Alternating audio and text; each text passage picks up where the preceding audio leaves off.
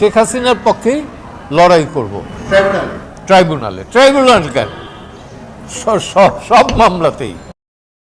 আমি যেটা বুঝি যে ডক্টর ইউনূস মিনুয়েল বোধহয় রিয়েলাইজ করছেন যে এই সংশোধন এগুলো করা ঠিক হবে না। উনি গতকালকে আমি একটা সোশ্যাল মিডিয়ার দেখলাম, উনি বলছেন যে রাজনৈতিক দল যদি সংস্কার না চায় তাহলে নির্বাচন দিয়ে আমি চলে যাব।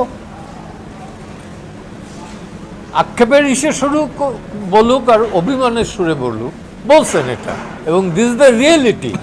এই গভর্নমেন্টের প্রাথমিক দায়িত্ব এবং একমাত্র ডিউটি হচ্ছে নির্বিঘ্নে লেভেল প্লেইং ফিল্ডে একটা নির্বাচন দেয়া এবং গণতান্ত্রিক পদ্ধতিতে সেই সরকারের কাছে ক্ষমতা হস্তান্তর করা।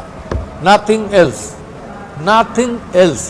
এই সরকারের কোনো দায়িত্ব এবং কি বলবো যে রেসপন্সিবিলিটি নাই, লায়াবিলিটিস আছে অনেক। এবং আমার মনে হয় যে বাংলাদেশ স্বাধীনতা যুদ্ধের পরে এবারই সর্বপ্রথম এই গণহারে মামলা হচ্ছে। সংখ্যাটা 16 বছরে যা হয়েছে 3 মাসে তুলনামূলকভাবে বেশি হয়েছে।